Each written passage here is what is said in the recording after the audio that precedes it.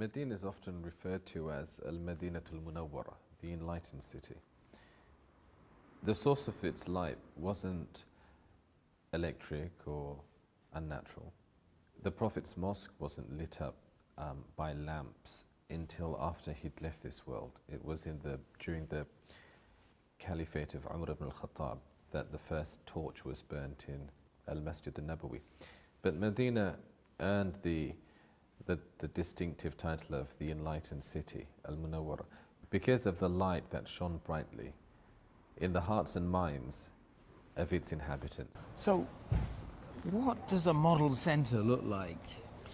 Well, it has to be at the heart of the community. Yeah. And being at the heart, it has to engage with all parts of the community. So ideally, a model centre establishment would be one that draws in and is appealing to the young and the old, men and women, people of different generations and different cultural and ethnic backgrounds.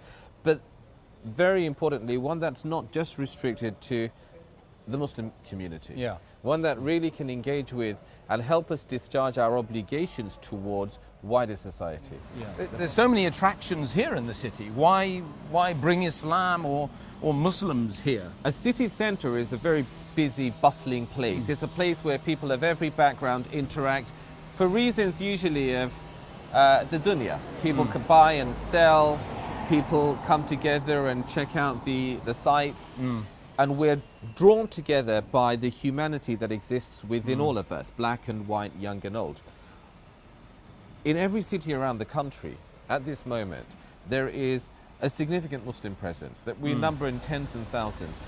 Seeing a hijabi on the street or someone dressed in a thobe is commonplace now in most cities of our country. And yet, we take for granted that wider society actually knows who we are and what we're about. And what we are. Yeah. We need a place for people of all backgrounds to be able to come in, to enjoy the hospitality of a cup of tea or coffee and good discussion. Yeah. Where people are free to be able to ask questions and explore that rich, vibrant heritage. Muslims and non-Muslims. Muslims as well. and non-Muslims. And wider community. Absolutely, because very often our own youth, our own young girls and boys, and not so young, have a disconnect. Every city in this country needs a place like that, a place that brings down the walls that divide communities, builds bridges, allows people who share a space to start sharing one another's sacred spaces too. But where could we do that? I've got good news for you. Follow me. Okay. So where are we going to put this beautiful centre? Right in the heart of Leicester, here in the town centre. The Corn Exchange. This is where all the trade takes place in Leicester. You can see behind us, busy, bustling marketplace, amazing place to actually have engagement and have dialogue. That's one of the reasons why we're setting up our centre in the heart of town here. As you can hear, lots and lots of people calling out, lots of people calling to various things. Buy this, buy that. What about finding out about the faith of Islam in this environment? Isn't that just amazing? I think so. Aisha, our mother, radiallahu anha, appointed her maidservant. She said to her, when anybody comes to the home seeking sadaqah, give them whatever we have to give. Then listen to see what do they say. And if whatever they say to you, say it back to them. So a person came and said, is there anything that you can give in sadaqah? And they gave dates. The person said, Jazakillahu khairan. And the servant said back, wa jazakallahu khairan, Allah reward you. So why are they thanking the person they've just helped? Because we haven't helped you, we've helped ourselves. Thank you for giving us the opportunity to cleanse our soul a little bit of greed and to grow a little bit in nearness to Allah and to become richer by having the opportunity to share. This is a small and humble center that we pray and turn to Allah Azza wa Jal. He makes a means of this good, a good for replenishing the soul and for reaching out to others, sharing the beauty that Allah has bestowed upon us, because we are answerable to Allah if we fail to do that. أقول قولي هذا وأستغفر الله لي ولكم ولسائر المسلمين فاستغفروه إنه هو الغفور الرحيم. The idea behind the city retreat is, as its name suggests, to create a third space, a place of calm, a place of reflection, a place to take sanctuary from some of the hustle and bustle and grind of everyday life. There's a need to have a haven for people to be able to take a bit of a break from the usual rat race and spend some time in nourishing not just the body but also the heart and soul. We hope to create a cafe here which offers the opportunity for just that. A place that's open to everybody, non-judgmental. Anybody who's in town, and we have something like 2,000 to 3,000 Muslims working in the city centre on any working day of the week, can pop in and make salah.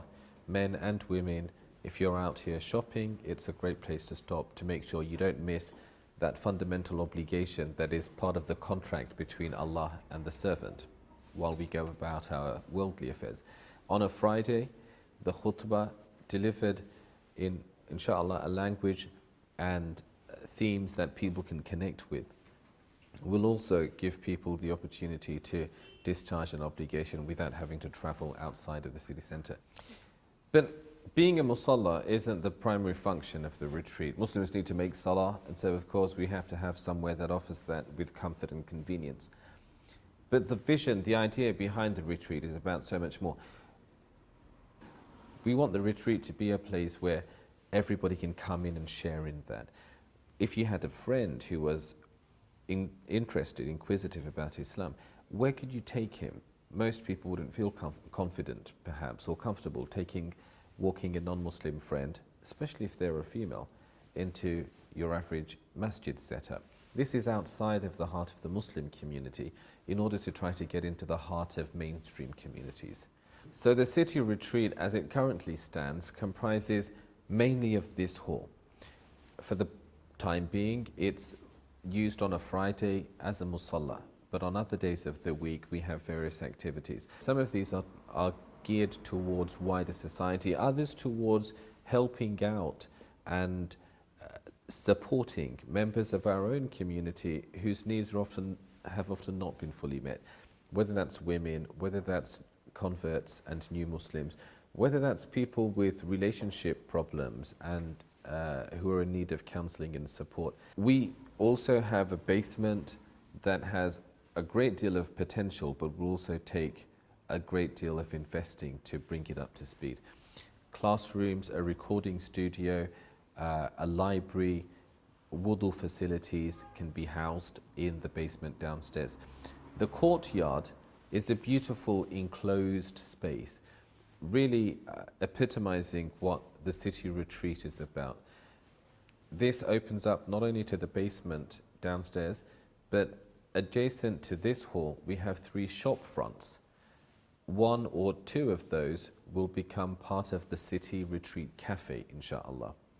This can only happen by the tawfiq and the acceptance of Allah Azza wa Jal, that He blesses this effort, that He blesses these efforts and this humble initiative, and then by the support of you out there, our brothers and sisters, to join us in this.